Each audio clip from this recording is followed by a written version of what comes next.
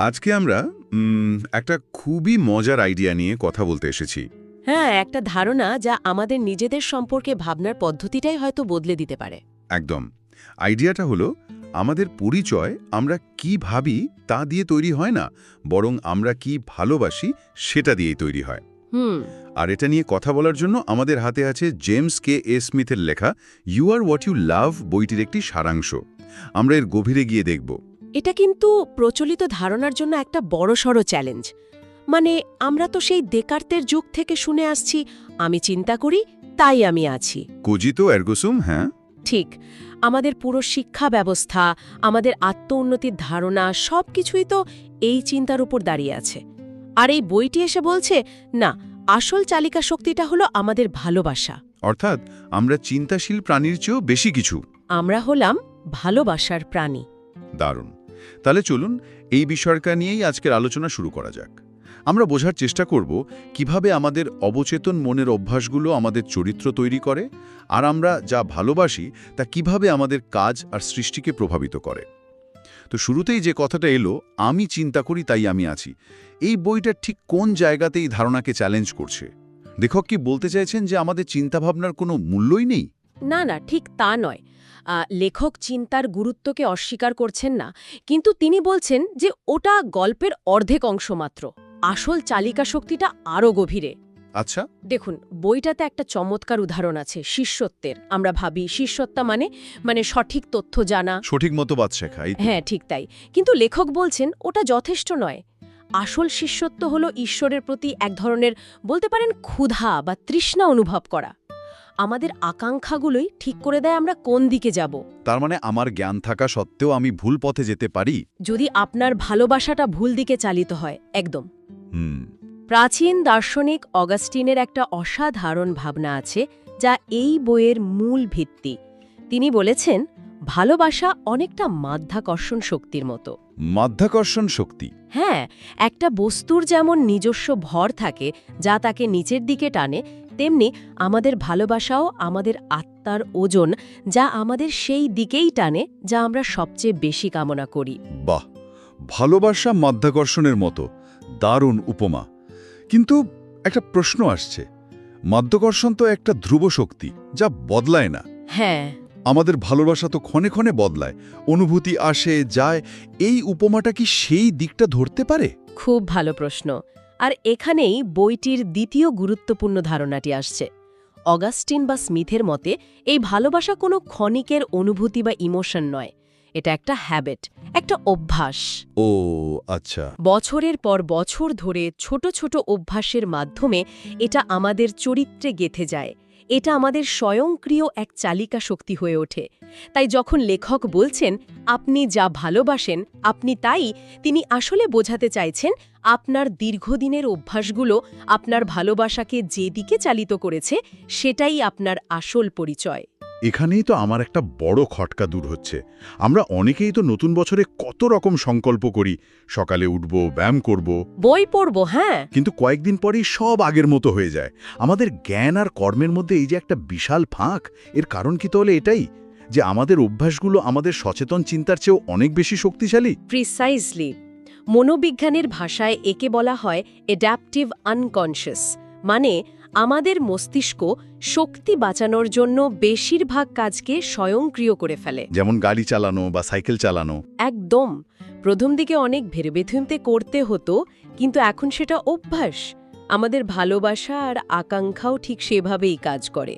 আমাদের প্রতিদিনের ছোট ছোট অভ্যাসগুলো আমাদের অবচেতন মনকে এমনভাবে প্রোগ্রাম করে যে আমরা না ভেবেই একটা নির্দিষ্ট দিকে চালিত হই। তাই শুধু নতুন তথ্য বা জ্ঞান দিয়ে নিজেকে বদলানো প্রায় অসম্ভব। ঠিক। সত্যিকারের পরিবর্তন আসে অভ্যেস বদলানোর মাধ্যমে, মানে ভালোবাসার লক্ষ্যবস্তু বদলানোর মাধ্যমে। তার মানে যদি আমাদের অভ্যেসগুলোই আমাদের ভালোবাসাকে প্রোগ্রাম করে, তাহলে প্রশ্ন আসে, এই অভ্যেসগুলো আসছে কোথা থেকে? আমরা কি নিজেরাই এগুলো সচেতনভাবে তৈরি করছি? এখানে এই বইটির সবচেয়ে চমকপ্রদ এবং কিছুটা ভয়ের অংশটা শুরু হচ্ছে। আচ্ছা। লেখক বলছেন, আমরা যা ভালোবাসি বলে মনে করি হয়তো বাস্তবে আমরা তা ভালোবাসি না। আমাদের অভ্যেসগুলো বেশিরভাগ ক্ষেত্রেই আমাদের তৈরি করা নয়, বরং আমাদের চারপাশের সংস্কৃতি আমাদের উপর চাপিয়ে দেয়। এটা একটু বুঝিয়ে বলবেন? আমরা যা ভালোবাসি তা ভালোবাসি না, এটা কিভাবে সম্ভব? এখানে সাংস্কৃতিক লিটার্জি বা কালচারাল লিটার্জি ধারণাটা আসছে। লিটার্জি শব্দটা শুনলেই আমাদের গির্জা বা মন্দিরের উপাসনার কথা মনে হয়, তাই না? হ্যাঁ, একদম। লেখক কি বলতে চাইছেন যে শপিং মলে যাওয়া বা সিনেমা দেখাটাও এক ধরনের উপাসনা? এটা কি একটু বাড়াবাড়ি হয়ে গেল না? ঠিক ধরেছেন। এটাই বইয়ের সবচেয়ে আলোড়ন সৃষ্টিকারী ধারণাগুলোর একটা। লেখক বলছেন যে কোনো পুনরাবৃত্তিমূলক অভ্যেস যা আমাদের হৃদয়কে একটা নির্দিষ্ট ভালো জীবনের গল্পের দিকে চালিত করে, সেটাই একটা লিটার্জি। যে কোনো পুনরাবৃত্তিমূলক অভ্যেস। হ্যাঁ, শপিং মলের উদাহরণটা ভাবুন। এটা শুধু জিনিস কেনার জায়গা নয়। এর বিশাল স্থাপত্য, ঝকঝকে আলো, সুন্দর করে সাজানো জিনিস, বিজ্ঞাপন, এই সব কিছু মিলে আমাদের কানে কানে একটা গল্প বলে। আচ্ছা, কি গল্প? গল্পটা হলো তুমি সুখী নও, কিন্তু এই জিনিসটা কিনলে তুমি সুখী হবে। তোমার জীবনে যা কিছুর অভাব তা এখানে পাওয়া যাবে। আর আমরা যখন বারবার সেখানে যাই তখন অজান্তেই এই গল্পটা বিশ্বাস করতে শুরু করি। ঠিক, এটা একটা উপাসনার মতোই। এখানে উপাসনার দেবতা হলো ভোগবাদ, আর প্রার্থনার বিষয়বস্তু হলো বস্তুগত সুখ। আমরা হয়তো মুখে বলছি আমরা ঈশ্বর বা পরিবারকে ভালোবাসি, কিন্তু আমাদের সময়, টাকা আর মনোযোগের অভ্যাসগুলো প্রমাণ করছে যে আমরা আসলে বস্তুগত সাফল্যকেই বেশি ভালোবাসি। এ বিষয়টা তো শুধু শপিং মলের ক্ষেত্রে সীমাবদ্ধ নয়, তাই না? আমি যদি আমার নিজের কথা ভাবি, প্রতিদিন সকালে ঘুম থেকে উঠে প্রথম কাজ হলো ফোনটা হাতে নেওয়া, ইনস্টাগ্রাম বা ফেসবুক স্ক্রল করা। এটাও তো তাহলে একটা লিটার্জি।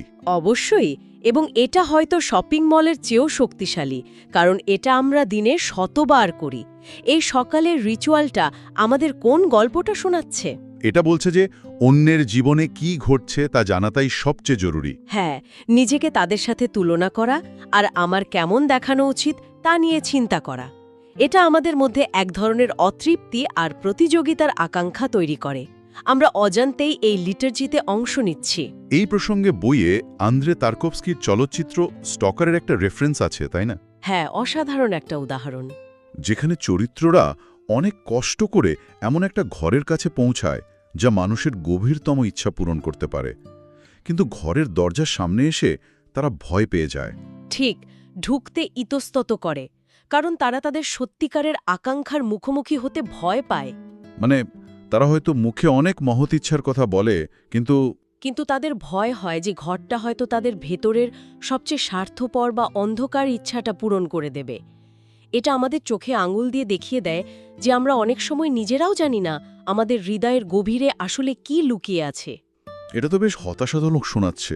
আমরা কি তাহলে এই সাংস্কৃতিক স্রোতের কাছে পুরোপুরি অসহায়? বইতে কি এর থেকে বেরোনোর কোনো পথের কথা বলা হয়েছে? হ্যাঁ, অবশ্যই। লেখক শুধু সমস্যাটা দেখিয়েই ছেড়ে দেননি, তিনি সমাধানের কথাও বলেছেন। আচ্ছা, আর সমাধানটাও লুকিয়ে আছে লিটার্জি শব্দটির মধ্যেই। যদি ধর্মনিরপেক্ষ সংস্কৃতি আমাদের ভুল পথে চালিত করার জন্য নিজস্ব লিটার্জি তৈরি করতে পারে, তাহলে আমাদেরও এমন পাল্টা লিটার্জি বা কাউন্টার লিটার্জি খুঁজে নিতে হবে। পাল্টা লিটার্জি এর মানে কি? এর মানে হলো এমন কিছু অভ্যাস বা অনুশীলন যা সাংস্কৃতিক লিটার্জির গল্পের ঠিক উল্টো গল্পটা বলে। লেখকের জন্য এর সবচেয়ে শক্তিশালী উদাহরণ হল খ্রিস্টীয় উপাসনা। তিনি একে বলেছেন হৃদয়ের জন্য ব্যায়ামাগার। হৃদয়ের জন্য ব্যায়ামাগার, এ জিমনেজিয়াম ফর দ্য হার্ট। এই উপমাটা অসাধারণ, তাই না? তার মানে যেমন জিমে গিয়ে আমরা শরীরের মাংসপেশিকে প্রশিক্ষণ দিই, এমনই উপাসনার মাধ্যমে আমরা আমাদের ভালোবাসার পেশিকে প্রশিক্ষণ দিই। একদম। যেমন জিমে গিয়ে আপনি নির্দিষ্ট কিছু ব্যায়াম বারবার করেন, তেমনি ঐতিহাসিক খ্রিস্টীয় উপাসনারও একটা নির্দিষ্ট কাঠামো আছে যা আমাদের ভালোবাসাকে নতুন করে গঠন করে। একটা কাঠামো। হ্যাঁ, এর 4টি মূল পর্ব আছে যা একটা আস্ত গল্প বলে। প্রথমত, একত্রিত হওয়া, যা আমাদের শেখায় আমরা একা নই। দ্বিতীয়ত, ঈশ্বরের বাক্য শোনা, যা আমাদের মনে করিয়ে দেয় আমাদের জীবনের গল্পটা আরও বড় একটা গল্পের অংশ। তৃতীয়ত, প্রভুর ভোজে অংশ নেওয়া, যা আমাদের ঈশ্বরের ভালোবাসা আর ক্ষমার অভিজ্ঞতা দেয়। এবং সবশেষে, পৃথিবীতে ঈশ্বরের প্রতিনিধি হিসেবে প্রেরিত হওয়া, যা আমাদের জীবনের একটা উদ্দেশ্য দেয়। কিন্তু একটা বিষয় পরিষ্কার হচ্ছে না, আজকের দিনে তো অনেকেই নিয়মিত গির্জা বা উপাসনালয়ে যান না, তাই তো? হ্যাঁ ঠিক। তাহলে কি এই ধারণাটা শুধু ধার্মিক মানুষদের জন্যই প্রযোজ্য? আমাদের দৈনন্দিন জীবনে এর কোনো প্রয়োগ নেই? খুবই গুরুত্বপূর্ণ প্রশ্ন। লেখক জোর দিয়ে বলেছেন যে এই ধারণাটা শুধু রবিবারের উপাসনার মধ্যে সীমাবদ্ধ নয়। আসল কাজটা শুরু হয় যখন আমরা বুঝতে পারি যে আমাদের পুরো জীবনটাই লিটার্জিতে ভরা। আমাদের বাড়িঘর, আমাদের স্কুল কলেজ, আমাদের কর্মক্ষেত্র, সবকিছুই এক একটা ভালোবাসার প্রশিক্ষণ কেন্দ্র। বাড়ির ব্যাপারটা একটু ভেঙে বললে ভালো হয়। বাড়ির দৈনন্দিন অভ্যাসগুলো কিভাবে আমাদের চরিত্র গঠন করে? ভাবুন তো, একটা পরিবারে রাতের খাবার খাওয়ার দুটো ভিন্ন চিত্র। একটা পরিবারে সবাই একসাথে ডাইনিং টেবিলে বসে ফোন দূরে রেখে একে অপরের সাথে দিনের গল্প করতে করতে খায়। আর একটা পরিবারে প্রত্যেকে নিজের প্লেট নিয়ে টিভির সামনে বসে বা নিজের ঘরে গিয়ে খায়। দুটোই কিন্তু রাতের খাবার। কিন্তু প্রথম অভ্যাসটা কোন গল্প বলছে? এটা বলছে সম্পর্ক গুরুত্বপূর্ণ। একে অপরের কথা শোনা জরুরি। এটা ভালোবাসার একটা লিটার্জি।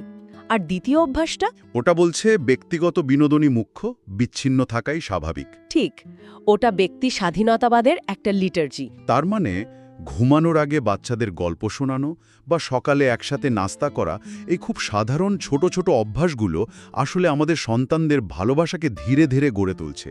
ঠিক তাই, এগুলোই হলো হোম লিটার্জি। এগুলো আমাদের সন্তানদের শেখায় কোন জিনিসটাকে ভালোবাসতে হবে, কোনটাকে মূল্য দিতে হবে। আর একই কথা শিক্ষার ক্ষেত্রেও প্রযোজ্য। শিক্ষার ক্ষেত্রে? হ্যাঁ, আধুনিক শিক্ষা ব্যবস্থায় আমরা বাচ্চাদের মাথাকে একটা খালি পাত্রের মতো দেখি, যেখানে শুধু তথ্য ঢেলে দিতে হবে। কিন্তু লেখকের মতে শিক্ষা কেবল তথ্য দেওয়া নয়, আসল শিক্ষা হলো শিশুদের এমনভাবে গড়ে তোলা যাতে তারা সঠিক জিনিসকে ভালোবাসতে শেখে। তাদের মধ্যে বিস্ময়, করুণা আর সত্যের প্রতি ভালোবাসা তৈরি করা। একদম। শিক্ষা হওয়া উচিত চরিত্র গঠনমূলক, শুধু জ্ঞানমূলক নয়। পুরো আলোচনার পর আমার কাছে যা পরিষ্কার হচ্ছে তা হলো আমরা অনেকটা জাহাজের মতো, আর আমাদের ভালোবাসা হলো সেই জাহাজের পাল, যা ঠিক করে দেয় আমরা কোন দিকে যাব। আর আমাদের দৈনন্দিন অভ্যাসগুলো হলো সেই বাতাস যা আমাদের পালে লাগছে। সেটা সংস্কৃতির বাতাস হতে পারে, আবার পাল্টা লিটার্জির বাতাসও হতে পারে। চমৎকার উপমা। এবং এই আলোচনার শেষ এবং সবচেয়ে গুরুত্বপূর্ণ অংশটা হলো আমাদের এই ভালোবাসা শুধু আমাদের ভেতরের ব্যাপার নয়, এটা বাইরেও প্রকাশ পায়। বইয়ের একটা মূল কথা হলো আপনি যা ভালোবাসেন তাই তৈরি করেন। আপনি যা ভালোবাসেন তাই তৈরি করেন, এর মানে কি শুধু শিল্পী বা কারিগরদের জন্য? না, এটা আমাদের সবার জন্য।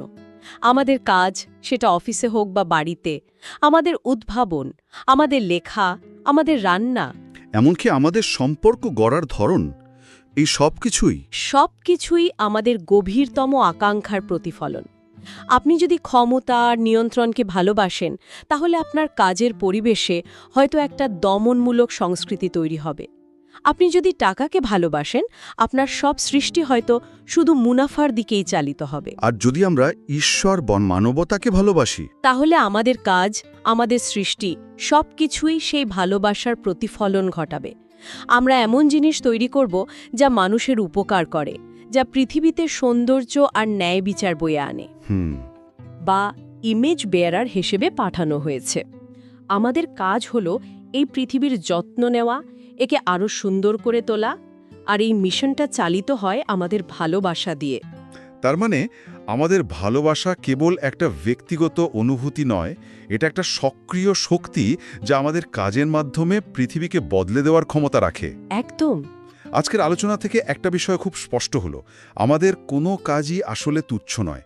সকালে ফোন স্ক্রল করা থেকে শুরু করে পরিবারের সাথে রাতের খাবার খাওয়া পর্যন্ত প্রতিটি অভ্যাসই আমাদের পরিচয় গড়ে তুলছে। একদম। আর এটাই হয়তো শ্রোতাদের জন্য আজকের আলোচনার মূল ভাবনা।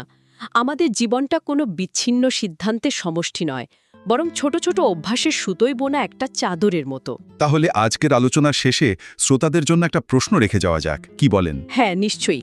আমার মনে হয় শ্রোতারা এটা নিয়ে ভাবতে পারেন। আপনার প্রতিদিনের একটা খুব সাধারণ রুটিনের কথা ভাবুন। যেমন সকালে অফিসে যাওয়ার জন্য তাড়াহুড়ো করে তৈরি হওয়া হতে পারে, অথবা কাজের পর বাড়ি ফিরে নেটফ্লিক্স দেখা। এবার একটু থামুন, নিজেকে জিজ্ঞেস করুন, এই অভ্যাসটা কোন ধরনের লিটার্জি? এটা আপনাকে কোন ধরনের ভালো জীবনের গল্প শোনাচ্ছে, যা হয়তো আপনি এতদের খেয়ালই করেননি?